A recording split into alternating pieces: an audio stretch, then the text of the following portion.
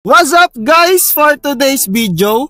Wala lang, napadaan lang kami sa Dairy Queen at ang banas kasi kaya tamang cravings ka talaga sa mga soft serve treats na malapit sa inyo. So I ordered matcha milkshake na sinasabi ni Jowa na lasang damo daw. Hindi naman, si OA kasi lagi As expected, yes, malamig, so refreshing. It's a classic milkshake made with Dairy Queen soft serve ice cream, milk, and matcha. Sarap! Then kay Jowa is the Dairy Queen's avocado Oreo Blizzard made with DQ's soft serve ice cream mixed with real avocado and crushed Oreos then topped with half Oreo cookie. Paano ko nalaman? Ginugol ko, of course, basic.